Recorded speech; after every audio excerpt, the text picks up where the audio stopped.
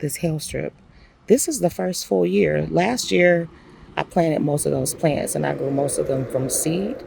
And this is the first year I'm being able to see what it looks like coming up, and it is a lot fuller than what I expected. And I also see some things that I would actually do differently. So let's start here. All right, what we got here? We got 2 Dianthus. We had 3 last year. One of them died, and we still have some sedum in here. See it? Bam. And you can also see that the maple trees have vomited all over the earth. And I don't even have one in my yard. This is just from the neighbors. Got our Yarrow. One of my Yarrow died. I had to get a new one. I got this one there. And I planted that in there yesterday. Our sage has grown everywhere. If you saw my first video ever, it was of this hail strip.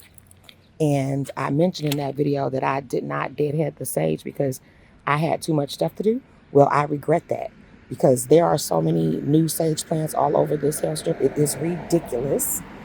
So if you have sage, deadhead those. You don't want all those seeds everywhere.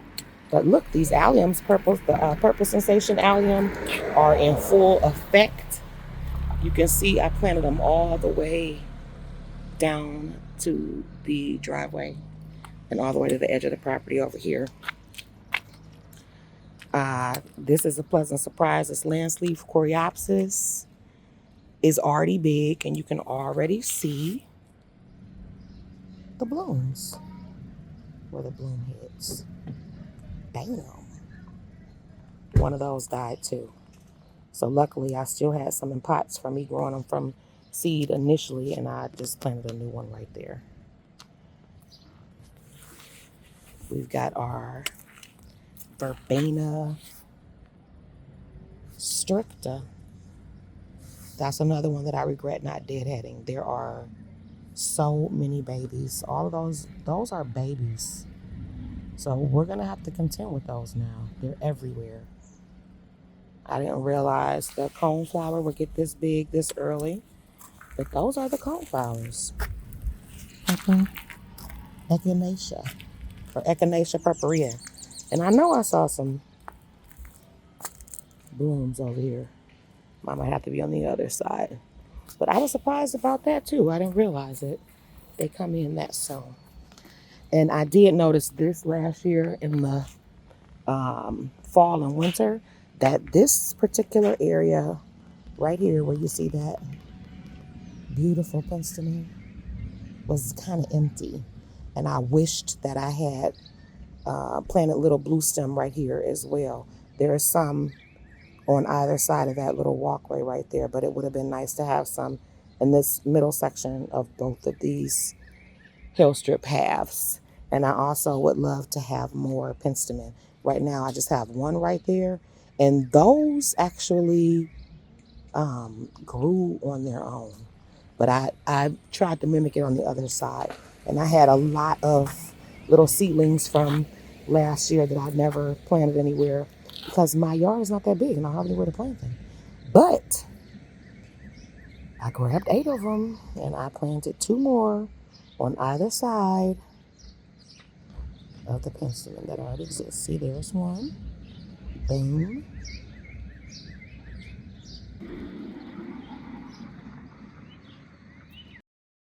So I doubt if they'll get big enough to have flowers this year. But if they do, I'll be happy. We'll see.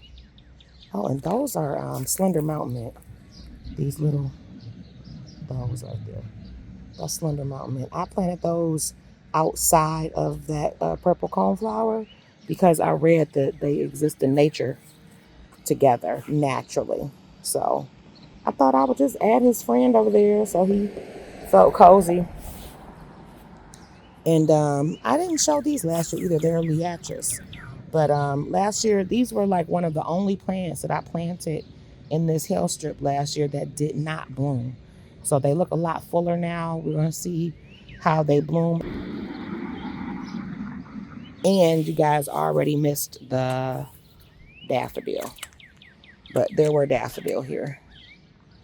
The sage is kind of naturalizing. I did let some of them go ahead and stay, like those there grew themselves. And I also have some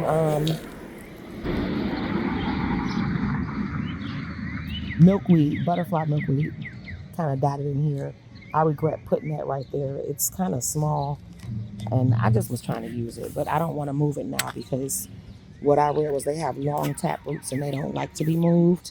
Now, as far as little seedlings, I've moved those with ease and they were fine. But that's second year plant, so I'm not going to move that. And I did finally figure out what this was. If you remember, I was just wishing that it was a native Carex. And it is. It's fox sedge is what it's called. We got more Verbena stricta. And this I didn't expect. I didn't expect the Pussytoes to get that tall. I don't know if you can see them, but they are tall. They're like over a foot tall. I would say like maybe 14 or 15 inches tall. And I didn't realize that the seed heads kind of are fuzzy, like a dandelion. But they've fanned out nicely. Like they're spreading nicely. I did not move the leaves for the most part, but they spread out nicely.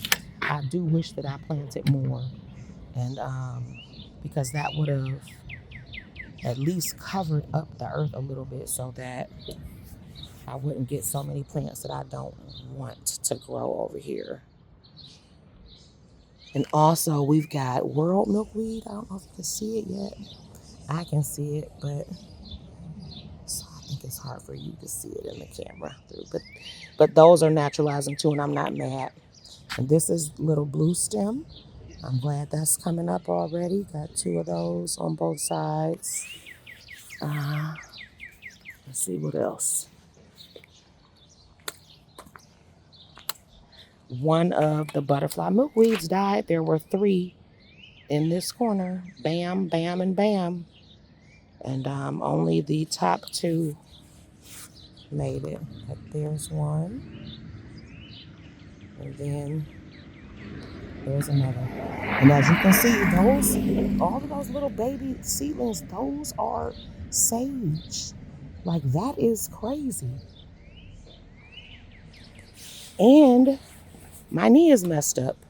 And it's hard for me to garden right now. So this is gonna be killer. So there's a lesson learned. Deadhead your sage. It's not only about getting a new flush of flowers, because like I said in the original Hail Strip video, you'll get new flush of flowers whether you deadhead it or not. Deadhead it because you do not want it to become a thug in your garden and overtake everything and make you have to spend too much time trying to eradicate yourself of it. But yeah, deadhead that, and deadhead the verbenas too. Unless you want it to naturalize and grow everywhere, but I don't have limited space and I'm trying to control this. Some more lanceleaf Coreopsis I had to buy. There's 2. This one is new. That one died. I lost that one. This is aster. I like the way that comes up so soon as well. And the other side basically mimics this. Not verbatim, but almost. We got some sedum there. One thing that I like that's naturalizing are these false strawberries. These are mock strawberries. And also I have some sage in the yard. And the seed heads blew and naturalized over here. I'm happy about that. We've got more lanceolata Coreopsis. The one that was right here died. I had to put one that I grew from seed last year over here. And that's what it looks like right now. I got a new neighbor too Welcome to the neighborhood. And she is in the process of making a hail strip garden. Look at that. So we're going to blend right into each other. All right. Oh, and you also might see that there's this wood sorrel in here. I've decided that that's not a weed, and I'm keeping it. It's free ground cover. I'm pretty sure that it is native. I will correct myself on the screen if it is not. But just for all who are not aware, the definition of a weed is a plant located in a place that you don't want it. So ultimately, a weed is a decision. It is not like all dandelions are weeds. No, they're not. They're only a weed if they're planted somewhere you don't want it to be. Ooh, who's that? Is that a bumblebee or is it a carpenter bee? It's huge. It's huge. What's up, Bumble? What's up, Bumble? What you doing? I think it's a bumblebee. I hope it's a bumblebee because if I'm not mistaken, carpenter bees are not nice. Try to look it up and see. Oh no. It's getting it. It's getting it. Okay, Bumble. Do your thing. All right now. All right. We're on the other half of the hail strip. So you see. Oh, and I lost one of my dianthuses. This is a dianthus, and there was one on the opposite side there. That's gone. It's lost. And I would love it if I had that fox sedge on this side too. I'm going to try to harvest the seeds from it this year. But you basically see the same thing over here. All three of the butterfly weeds made it on this half of the hail strip. One thing I don't see is my black-eyed Susan. They were right here where you see the allium leaves, but I don't see my black-eyed Susans. Black-eyed Susan are short-lived perennials that may or may not come back each year. Unfortunately, mine did not come back. And I don't know what this is. I have this app that I take pictures and ask the app what it is, and it's giving me multiple answers. So I'm waiting. This is another place where I planted some more Penstemon. I did 3. Bam, bam, and bam. Probably, okay, there it is. They're tiny. So we'll see. We'll see what happens. Will it get large enough and invigorated enough to make actual flowers this year? I don't think so, but we'll hope so. There's another Penstemon. But if you can imagine, I just want to see that dark color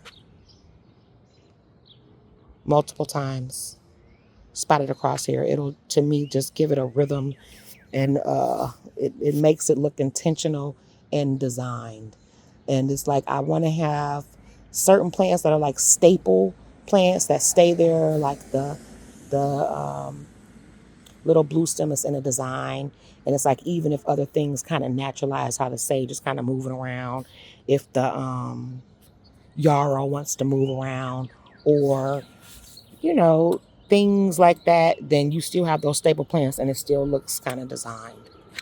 We've got our little walkway there. More Verbena stricta. We got more purple coneflower. And in front of that is aster. And I also have Liatris over there too, but it is either blending in or the deer accidentally ate it. We got yarrow going in between our stepping stones. We have wood sorrel. Bam. And we have more false strawberry. There was some moss phlox over here, and that did not make it. I see a lot of verbena seedlings. Some clover, white clover in here that the earth gifted me. And guess what, guys? If you don't know, that is a legume. White clover puts nitrogen in the soil. So I'm keeping it. And this is an allium. I didn't even notice it has bulbs. It's real pretty. I'll show it to you when it get some blooms. It's very unique. I forgot what it's called, the complete name. All right, let's go. Let's go. Let's go. Let's go. Let's go. And there's another one right there. Bam. Another butterfly weed. And here's the thyme everywhere, which I love. And when I walk on it, I can smell it. It smells good. Makes me hungry. What's up, thyme? I'm going to try and experiment at the end of this season, too. I'm going to throw seed down that I want to be ground cover versus trying to grow it all the time in a container and see what happens. But that's that. You got the Coreopsis over here, just like the other side. One thing over here is this rush. I did not plant this. I'm pretty sure that these are native too. You might have seen another one by that fire hydrant. But the rushes are coming from the neighbor's yard. The seeds are blowing over here. But that's the original place where the thyme is kind of blowing seeds around. And that only started off as 2 little tiny seedlings that I did grow from seed last season. And it has filled out so nicely. I just watched a video that was talking about at the end of the season, you can just like cut off pieces of those and just stick them in the dirt and they will turn into plants. So I'm going to be doing that. I'm going to try propagating that this season. Got my silver mound, artemisia silver mound. We got our sedum, stonecrop sedum. We got speedwell. Though none of those are native. We've got stonecrop sedum angelina. I think that's what it's called.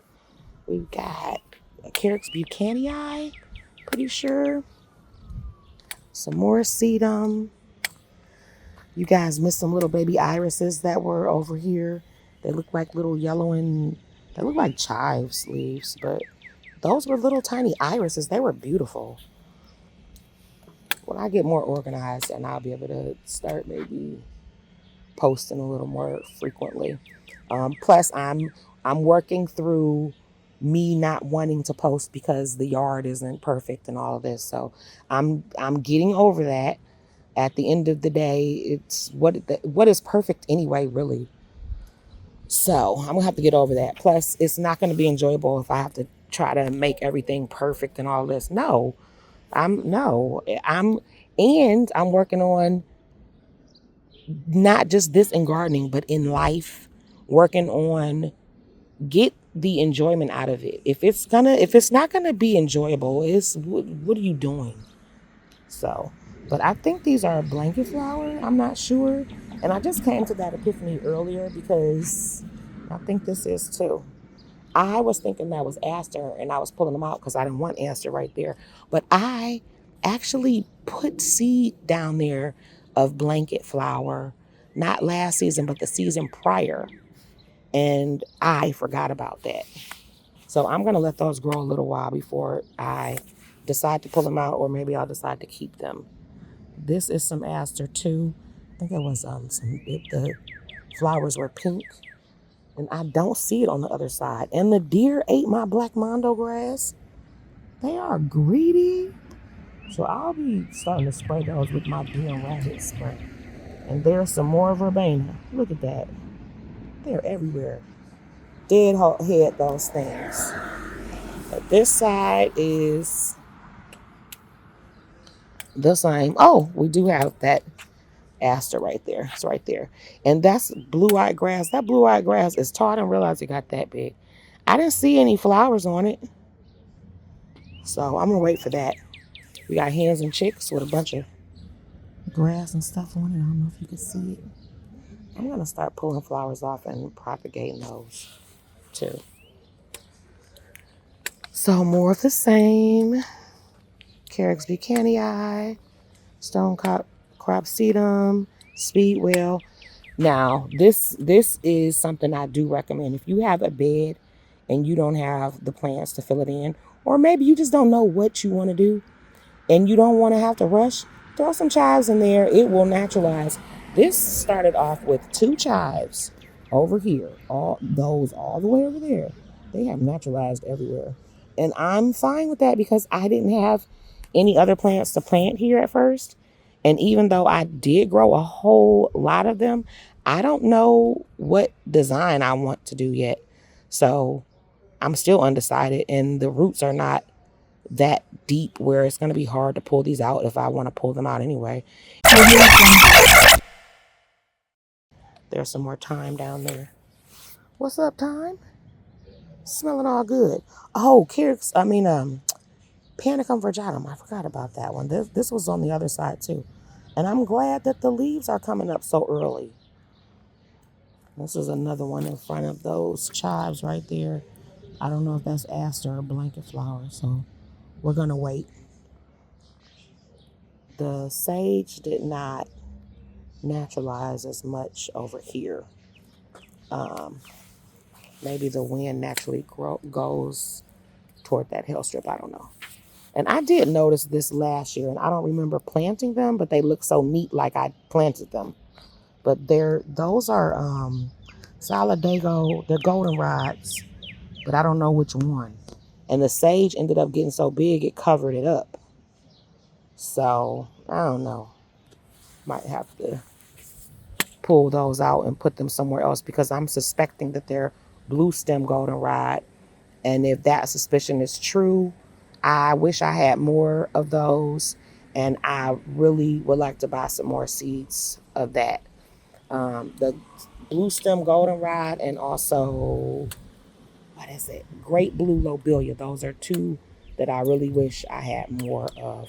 But both of them will grow in sun or shade, and they're beautiful. All right, let's see what else we got. Let's walk this way.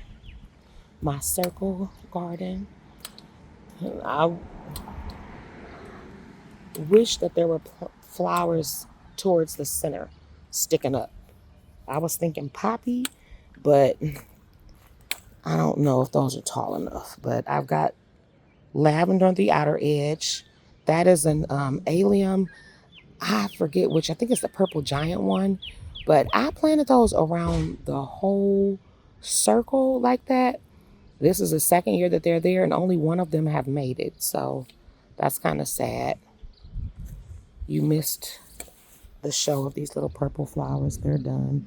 I don't know why I can't think of what they're called.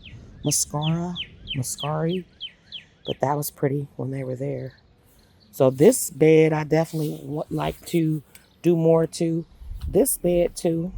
All of them need more ground cover. But yeah, there's room for improvement. Anywhere where I can just see dirt really well, then it's not finished.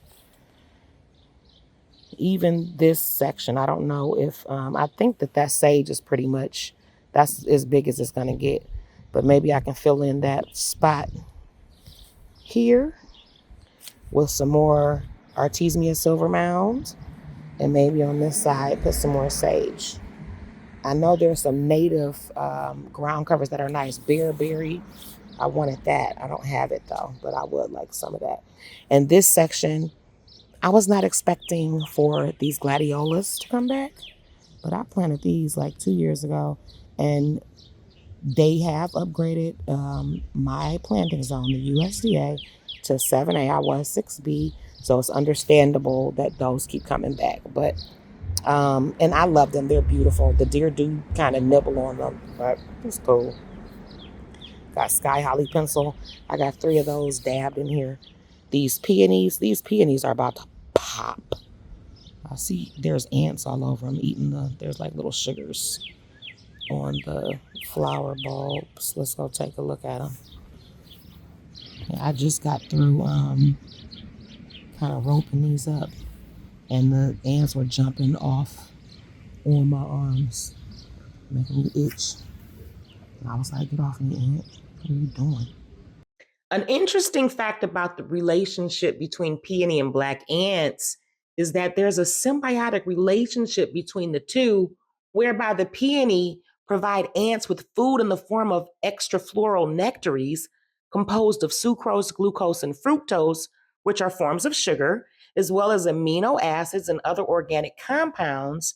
Because it is a food source for the black ants, The ants actively protect the flower buds from other floral feeding insects. So these are going to be white when they get ready to explode. So it's just a repeating thing over here. There is some pink mully grass over here too. Right there. That's what I cut back from last year. So I do see a couple of strands, but that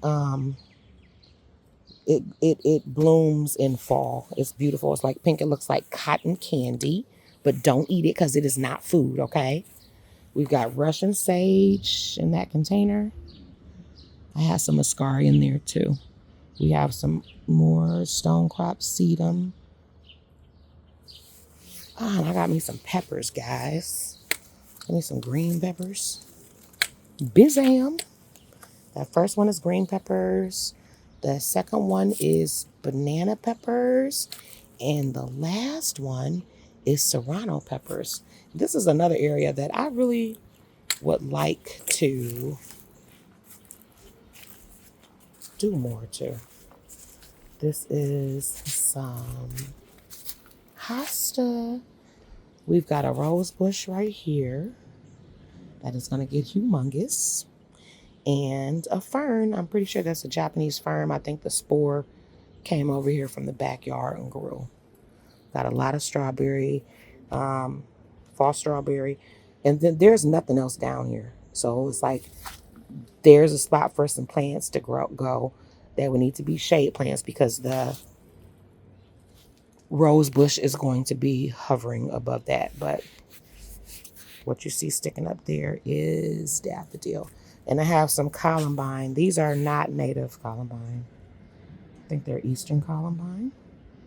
And I did read that these will, I can't remember the word, but they'll cross-pollinate. So I have dark purple ones and I bought yellow ones. I believe that they cross-pollinated and they made these fuchsia ones. And the yellow ones are not looking yellow anymore. They look more like a very soft pink. I do see a little yellow over there, but they've changed color. I've got a tiny little Russian sage over there. Tiny, tiny. But that's it. So this space really could use more plants. And then there's aster right here. These are white aster. I'll put the scientific name up on the screen. These get pretty tall. These aster that get pretty tall, you can cut those back in the midway through the season, like maybe end of May, June. Cut them down by 2/3. And that way you can control the height of them. But those are asters that I really like the deer to trim back so I don't have to trim them. But sometimes they skip asters and it irritates me. That's blue-eyed grass right there too, if you can see that. I want those to naturalize everywhere. And this right here, man, I was so happy when I got this. This is a 9-bark. A 9-bark. I can't remember which one. I'll put it on the screen though. I bought 2 of them. But you can see the little flower buds already. Look at this. Look at the little flower bud. Hey, flower bud. They're going to be little pink yummies. We've got, those are hydrangea bushes. More columbine down here. More allium purple sensation. More eastern columbine. This is another hydrangea. It's like a mauve colored flower. Another columbine that kind of naturalized back there. But this whole bed can be better. I planted Verbena canadensis around the edge of this bed. And I'm not sure these are going to come back because everywhere in the yard, they just look dead. That's them. That looks like it has no sign of life. I'm sad. Rest in peace. I just was so excited when I bought a lot of them too. And I'm like, that's going to be beautiful next year. These are my arbor vitae. Is it arborvitae, arborvitae? I don't know, but we're just going to call it arborvitae. But these are native. They were here when I bought this house. They were rectangle, and I don't like that style. So I like them to be more natural. So I let them grow. Here's some peony that have blossomed. So pretty. And I looked this up on my little app, and it said these plants are service berries, which I have no room in my yard for, but I don't want to kill them. But I still want to plant something in here. There really isn't anything in here that I planted. So in this pot or that pot, there are some gladiolas in this pot, but I need to plant some other stuff. They say do a thriller, which is your tall plant in the back of the middle.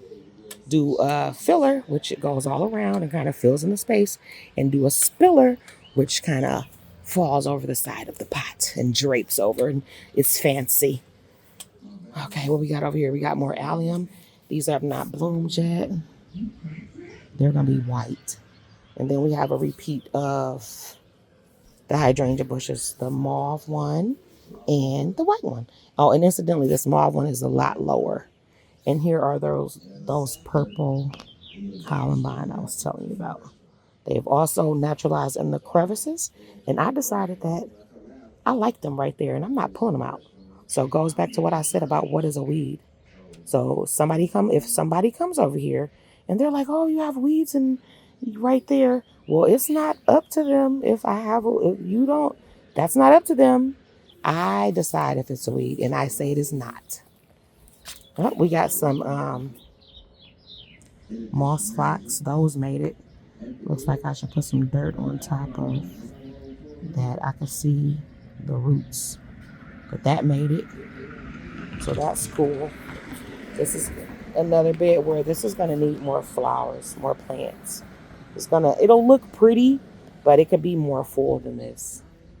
Maybe I'll put something kind of tall. I don't want to cover up this window, but just something tall behind those allium. There's also some aster planted back here. That same white aster that gets kind of tall. We've got, I believe that's garden phlox. And what is that? That's Asiatic lily right there. And this bed, really, it doesn't look like too much now, but it will be pretty later on in the season. It was full of daffodils earlier this spring. It looked gorgeous. But those are teetered out now. And the stuff that you see kind of fluffing and filling in are those same white asters that I'm definitely going to have to cut down. They just get too tall. But this bed, if you look back at my video from last year, this bed looked empty compared to what it looks now. It is looking pretty good, if I don't say so myself. Okay, I'm just taking it in right quick, okay? But okay, let's start here. Look at this.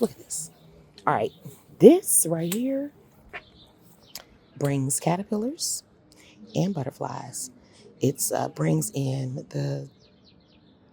what is it? It's dang it, I can't remember. I'll put it on the screen. It's a swallowtail. It's black and blue. It's gorgeous. But this is a golden Alexander. And this is actually 3 plants. So I have them in kind of like a triangular shape. So I wish I had more of those blooming. There are quite a few. I group them in 3s, but I believe this one is doing the best because there's no tree above it. Over here, there's a hickory tree. So guess what, guys? All of these plants over here do well in juglone if they're under a hickory tree and they are thriving and surviving. I got my tall bearded lilies. They are starting to bloom. Look at that. Bam. Bam. There's 2 of those yellow and pink ones in the front. The back, I believe those are like a wine color. And then we see in here, these are swamp milkweed. which they're just getting started. But I have that in the center there. Lanceolata Coreopsis. And again, I'm loving how this is bushy and just this big this soon. So I'm gonna utilize that more in this garden. And understand this about that is a workhorse. That thing blooms the entire season. Okay. This is a red osier dogwood. Looks like the flowers are leaving us now. So sorry about that. You guys missed it. And I learned this too. This is my second year with this. I planted this last year. Over the winter, the twigs were this bright red color. And then in spring, they changed to be this brown. So apparently they changed color. I thought they would stay that red, but they don't. Okay, let's see this. It's time for squiggly walk path action, okay? More Lanceolata Coreopsis. Booyaka! This is just the other side of our tall bearded irises. 3 more sets of our golden Alexander. And look how tall and skinny that one is. And then how little these are. I planted all of those last year. We have more Russian sage over there. And this right here is blue-stemmed goldenrod. And this is, I don't know why I thought they would be smaller than this, but they said up to 3 feet. So maybe because I'm so short and 3 feet sounds small, but I'm only 5'1". But they're pretty, and I want more of these. Those are the only goldenrod that I'm aware of that will thrive in shade, like part shade. So I want more of those. We've got more aster down there. So we won't get blooms from that until fall. And here's our second 9 bark. This one is going to have white flowers. Got one kind of opening already. Look at that. Booyaka. Thought they would be pink. They're pink on one side, closed, but they're not on the other side. If you notice, I have a little theme going on. This dark colored leaf I've got repeating in my yard. It gives it a rhythm, if you will, a flow. Oh, and these, I believe they're called, I can't think of it, feverfew. I have to put it on the screen. But it's a native something or Everheal something. But I'm going to start reading up a little bit more about what I can use medicinally that is in this yard and edible. But I know whatever this is, it's used to make medicine, but it's native here and it's growing everywhere. So I'm letting it. More wood sorrel, which I already told you guys, that is not a weed at my house, okay? Maybe at your house, but not at my house. I would like some more stones for this walkway to continue. I counted out that I would like 4 more.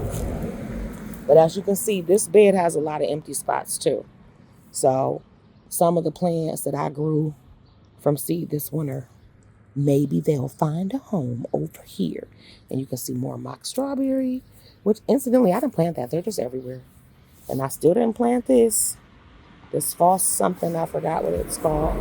But these plants that you're seeing around the edge of this kind of last circular area underneath the hickory tree, those are blue stem goldenrod.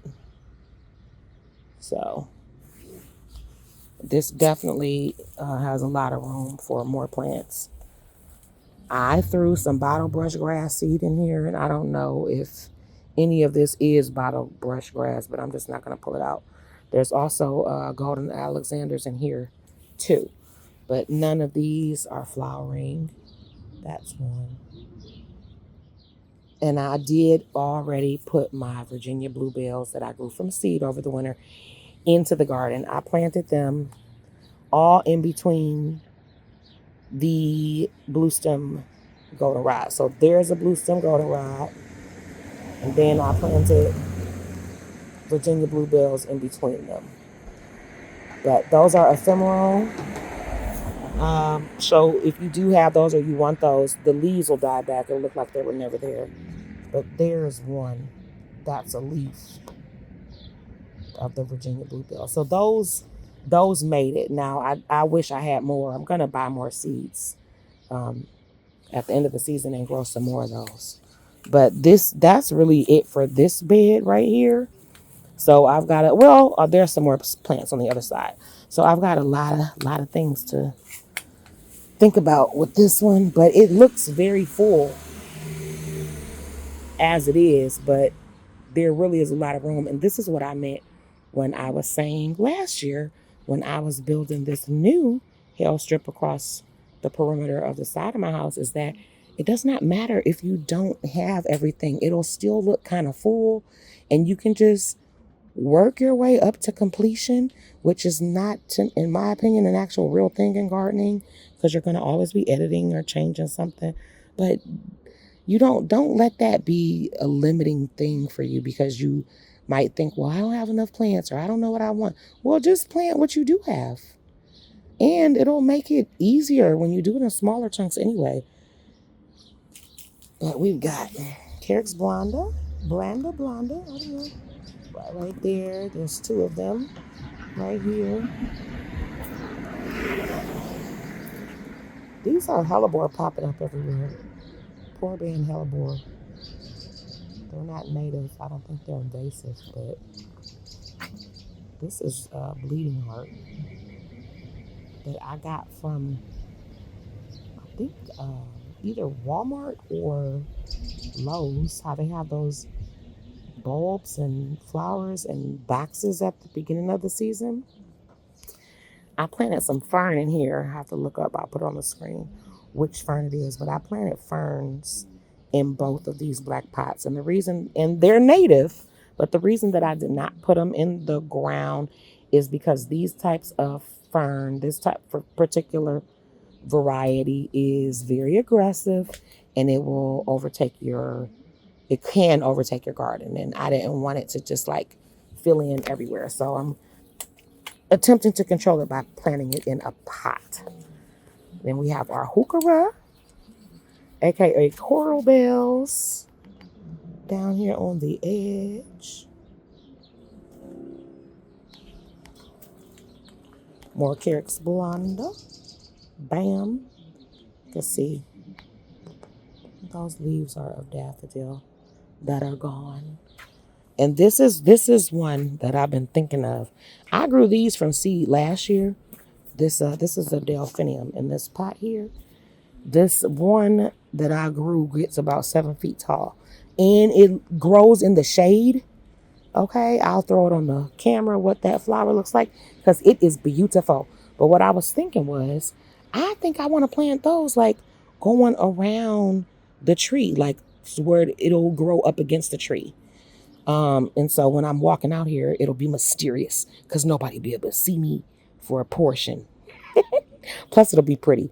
And I like the concept of having taller plants in the back and, work your way down as far as height is concerned. But, yeah, man, that's what that's looking like. We got more purple coneflower.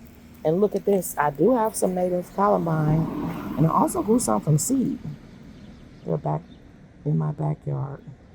Those are so pretty to me. And now, this is one thing in gardening that confuses me. Like, why do they call this red coneflower? That is orange. That is not red. And I noticed they do that with purple flowers too. They're like, oh, this blue flower. It's not blue. It's purple.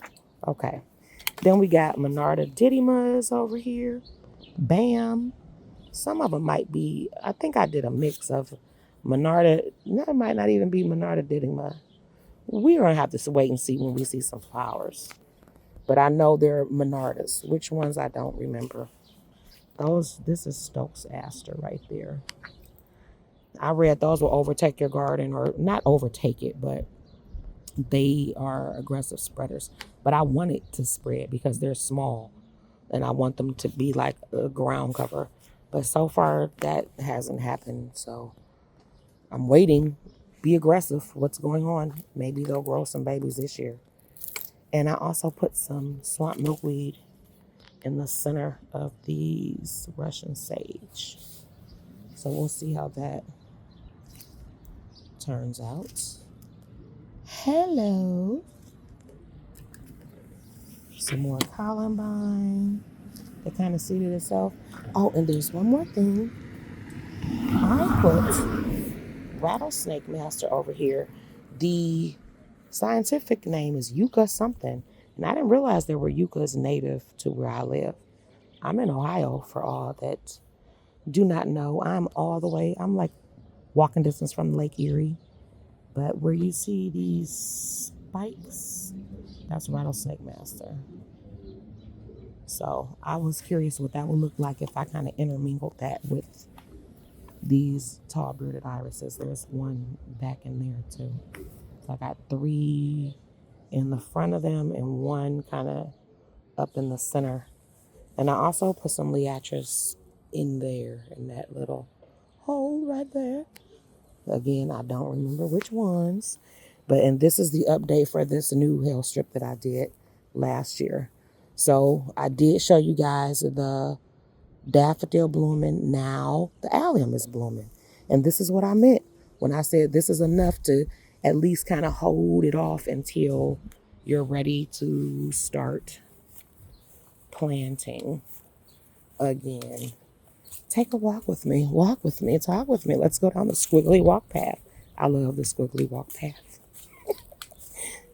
All right. Now, and if you watch the other video, I worked this all the way down here. This pathway originally just went in a straight line directly underneath this hydrangea bush, and you couldn't walk underneath that unless you were a grandkid or something, or a small person, even smaller than me. So I made that kind of curve out. I reworked that and took out the lawn around the perimeter, all the way going over there. And I made my little squiggly walk path. This bed underneath the hydrangea bush got extended because of that. And I did go in and plant some more golden Alexanders. So these were also little seedlings that I had from last year that I grew from seed that were still in a little tiny pot. So, you can envision maybe next year those will be blooming right now. But there's other stuff over here. We just can't see it. I know there's some bubblegum, Monarda over here. We're just going to have to wait until the season progresses. Some more corbels, a bunch of hosta. This is another place that I planted that Verbena canadensis, where I don't think made it. But I was thinking maybe I'll plant lanceolata Coreopsis over here.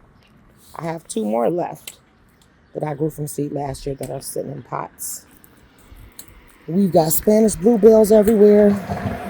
Those are just finishing blooming. Got aster back here. And also some daylilies that I tried to get rid of, but apparently I didn't try hard enough. There are still bulbs in here. We've got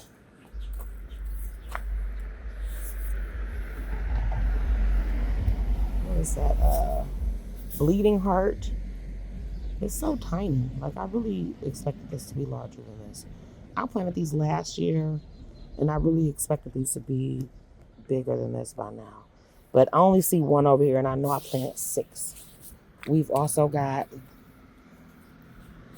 little baby sky holly pencils in here. I have 5 of them. See the daylilies flopping over. The daffodils, they're finished. There was also some tulips in here. Not many, but they are finished. After these all die back, because they will, all of these leaves will die back.